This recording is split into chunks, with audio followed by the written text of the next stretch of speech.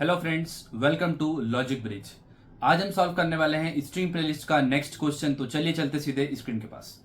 आज हम देखने वाले हैं एक important question, check for subsequences. String का ही हमारा एक क्वेश्चन है। देखो यहाँ पे सिंपल समझना क्या है, आपको दो स्ट्रिंग्स दी हुई है A and B. Now what you have to do, find if A is a subsequence of B. It means what कि ए के सारे कैरेक्टर्स बी स्ट्रिंग के अंदर प्रेजेंट होने चाहिए और सिक्वेंशियल ऑर्डर में होने चाहिए। ठीक है, अब देखो यहाँ पे पहले ही क्लियर है कि आपको क्या करना है, ए के कैरेक्टर्स को चेक करना है। तो यहाँ पे अप्रोच हमारे लिए बहुत सिंपल हो जाती है। अब देखो हम क्या कर सकते हैं, सपोज आपके पास कोई स्ट्रिंग है ए और सेकंड स्ट्रिंग है आपके पास बी।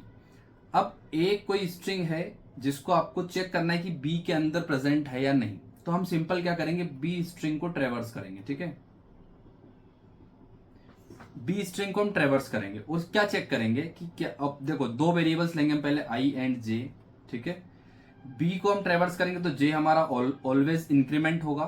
आई कब इंक्रीमेंट करेंगे, जब ए ऑफ आई इक्वल्स होंगे बी ऑफ आई के। ठीक है, मतलब ए स्ट्रिंग का आई इंडेक्स का कैरेक्टर और बी स्ट्रिंग का आई इंडेक्स का कैरेक्टर अगर मैच हो जाते हैं तो इसको हम इंक्रीज करेंगे, अदरवाइज जे हमारा प्लस प्लस होगा। इट मीन्स व्हाट कि हम बी में ट्रेवर्स कर रहे हैं और आई को तब इंक्रीमेंट करेंगे जब हमारा कंडीशन जो है वो मैच हो जाएगी।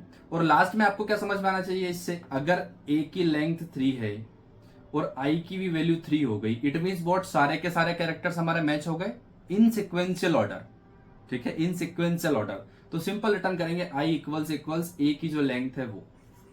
सॉल्यूशन आपको समझ में आ गया, बहुत ही सिंपल अप्रोच के साथ मैंने आपको बताया। अब देखो समझाता हूं आपको कोड के साथ। बेसिकली हम दो पॉइंटर्स का यूज करेंगे, I for string A, J for string B.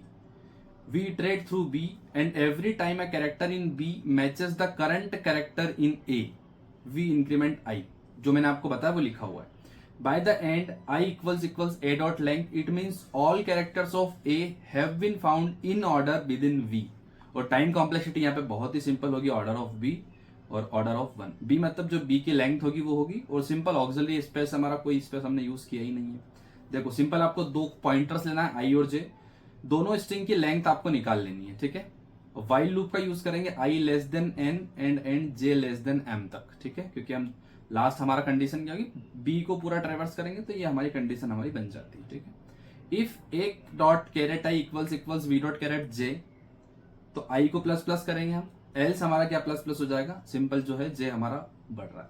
तो वही चेक करना है कि अगर जे स्ट्रिंग पे हम खड़े हुए हैं और उस इंडेक्स का कैरेक्टर आई से मैच होता है ए स्ट्रिंग से, तो इंक्रीमेंट करेंगे, अदरवाइज नहीं करेंगे। और लास्ट में सिंपल का रिटर्न कर देंगे आई इक्वल्स एन। ये आपका बहुत ही सिंपल तरीके से सॉल्यूशन है। ठीक है, तो इसको हम कर देते हैं कोड हमारे कोडिंग विंडो पर और देखते हैं इसका क्या सॉल्यूशन मिलता है। ठीक है, तो let's compile and run. Test case पहले हम चेक करते हैं, जो हमारा कंपाइलेशन रिजल्ट है आई थिंक ये करेक्ट है, बट नहीं है, यहाँ पे कुछ हमें इश्यू मिल गया है।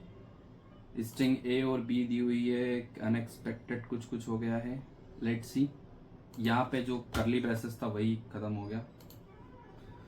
फिर से हमने कंपाइल एंड रन किया है and I think the output is correct. हम कोड को सबमिट करते हैं। Let's see, multiple test cases हमारे पास होंगे इस कोड के लिए।